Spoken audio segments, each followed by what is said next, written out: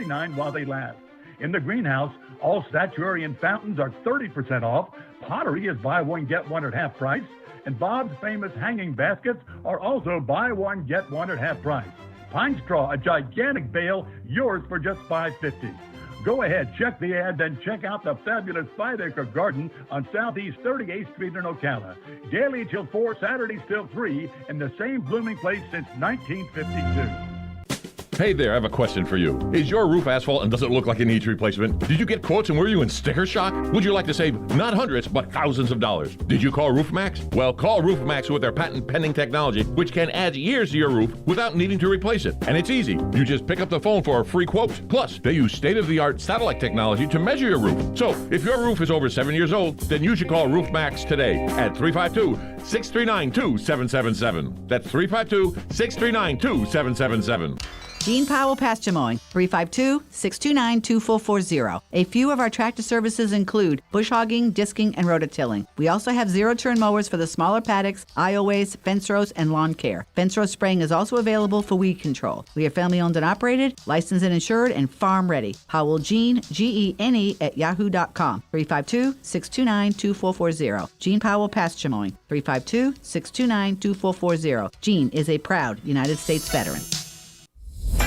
On the first and third Wednesday mornings each month at 9:05 a.m., Robert Colin with On Top of the World will be our guest as we learn all about the exciting lifestyle and new home choices available at Ocala's premier adult active community, On Top of the World. From time to time, Robert will bring guests, and you're sure to enjoy our little chats. After all, you deserve the world, and we bring it to you. Howdy folks, RL here for Dairy Queen again to tell you about what's hot and what's not. Dairy Queen has some of the best char-grilled chicken breasts on earth, as well as their chicken breast salad. And the burgers are exceptional, cooked on a real grill for the best flavor and less fat. And for dessert, blizzards are unequaled. Personally, banana split is my all-time favorite. Dairy Queen Silver Springs, where we always treat you like kings and queens. Now you've done it. Have you lost your mind? He's back. And you're listening again. A legend in his own mind. Don't believe me? Just ask him. Here's Tom Schmitz live on WOCA. The Source. Welcome back to Ocala Talks on a Tuesday. It is Election Day here in the city of Ocala. Make sure you get out and go cast your vote on Election Day. It is your duty, not just a privilege. Speaking of privileges and duties, partners or family members with health care needs, 53 million of Americans, about 1 in 5, get unpaid care. Unpaid care to loved ones is given by about 1 in 5 Americans. Family caregiving, it's a true labor of love. My sister did it for 3.5 years before my mother was put into an assisted living home. It can be an endless job, made even more stressful during this pandemic, I'm sure. Now, it is National Family Caregivers Month. Tia Newcomer, she is the CEO of the nonprofit social network Caring Bridge. She's here to offer advice to those going through a healthy journey and ways we can support and honor those who care and do so much. Because caregivers sometimes get forgotten, Tia, that people forget caregivers deal with stress as well. Good morning, Tia, and thanks for being here with us today. Good morning, Tom. Thank you for having me. It's such an important topic, so thank you. It really is. I know something about this subject because as a son of a mother who passed from COPD, complications of COPD, my youngest sister, came home from South Carolina, brought her entire family back from South Carolina to be my mother's primary caregiver. Something I was incapable of doing. I don't have the temperament. It would have been a real problem for me and my mother if I'd had to been the caregiver for her. And it does. Caregiving comes, you have to have a certain temperament and you have to have a certain ability to put up with the rigors of caregiving. When we talk about the rigors and the stressors, what are some of the stressors you hear from family caregivers? Well, I'll start with you bring up a great example of caregivers often find themselves in that caregiving place unexpectedly. We know that over 43% of U.S. adults today are caregivers, and that was brought on a lot by the pandemic. And to your point, it's a tremendous gift oftentimes, but it comes with those stressors. And so we always say at Caregivers, there's 3 things caregivers can do and that they need to do. 1 is communicate. 2 is share what you're going through with your community. And 3, take time for yourself. It's so, so important. How important is it to have a well-rounded family representation? Because I'll give you a prime example. Once again, talking about my mother. My sister, when she needed me, I would come immediately. But she had relatives, extended family relatives, not nuclear family, but extended family relatives that all lived within 4 or 5 miles of where she was helping my mother. And it was almost impossible, like pulling teeth, to get one of them to come spell her for an hour or 2 so she could have some time by herself. How important is it that you have a team of the family to help support the caregiver? It's so important, and I'd extend that. It's not just family, right? It's your community that surrounds you. It could be friends, it could be family, it could be other resources. And we encourage caregivers to use free tools like CaringBridge, where you can start an online site, and with 1 click, you can share, I need help. Here's the help I need. Here's what's going on with that person's health that they're taking care of. And so it reduces that stress. And we know that, you kind of talked about that family or the people in your corner, those people in your corner. We know that if you have people in your corner that are helping you and supporting you, your anxiety actually reduces by 30%. 30% induced in your anxiety. Let me ask you this. Does the support system have to be physically close to the caregiver, like they could be there in an instant if they need to? Or can some of the support group be a phone call away or a window chat away or a text message away? Does the support system have to be physically close to the caregiver?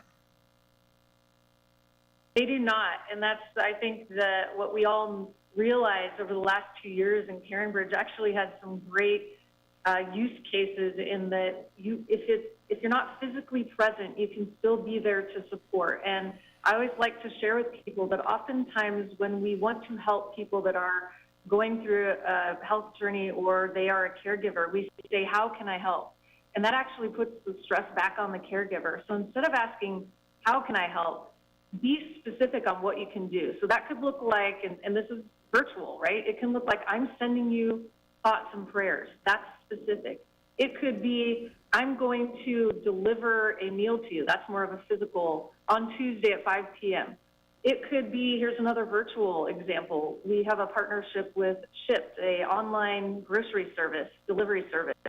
You could say, 1,000 miles away, I'm going to deliver your week's worth of groceries on Friday for you. And so there's many ways that you can rally that community and ask for help and be able to be very specific if you are the helper. We're talking with Tia Newcomer. She's the CEO of the nonprofit social networking CaringBridge.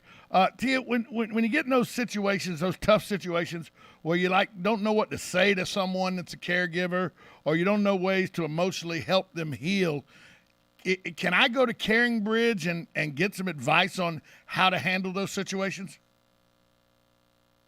Yes, and it can be stressful. So go to caringbridge.org, and we have a lot of resources on anything from how do you start a conversation with someone that just was diagnosed with a serious illness, all the way to, if you're a caregiver, what are the top 10 things you can do to help yourself be a good caregiver because you have to take care of yourself. So we've got a lot of expert advice, both from people that have been there and done that, as well as international and national experts on the subject. Now you said that didn't just nuclear family or extended. We're talking about the community can help support. What are ways we can all support caregivers in our said communities? Yes, I'm going to go back to, encourage your caregiver or patient to communicate and share, and that will rally that community to ask and give help. And again, I'll go back to please be specific. What you can specifically do to help versus how can you help. Don't ask the question, how can I help? Say, here's what I'm going to do for you. My sister would always call me and say, hey, I need you immediately.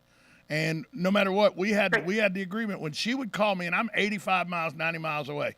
When she would call and say, I need you immediately, no matter what I was doing, all that got dropped, and I would immediately go to be her support staff because my mother was a handful, to say the very least.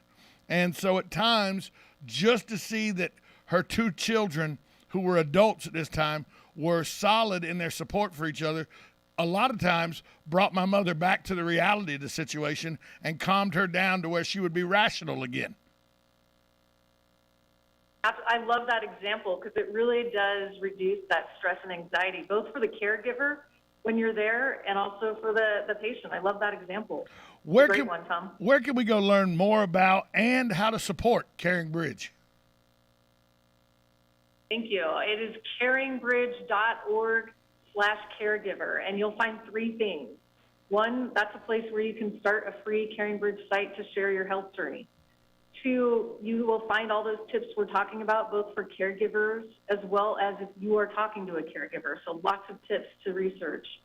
And then lastly, because we are a nonprofit and coming up on the biggest giving day of our year, Giving Tuesday, it's a place where you can donate to support people and support Caring Bridge. That's what we survive on. Go out if you know a caregiver or you've ever been associated with a situation where a family member has to be a caregiver.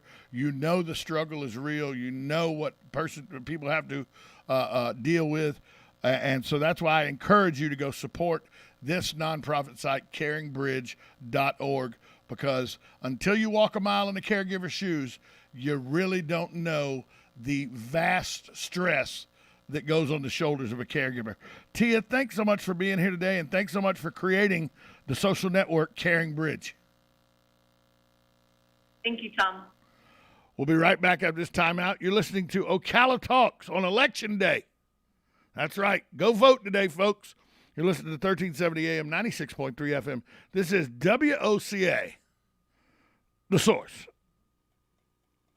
You're getting ready to move and you work hard. That's why you call Two Men in a Truck, 352-289-0666. You need pros, trained professional moving experts to do the heavy lifting for you. That's why you call Two Men in a Truck, 352-289-0666. They care about your things as much as you do, and they do it fast and right. That's why you call Two Men in a Truck, 352-289-0666.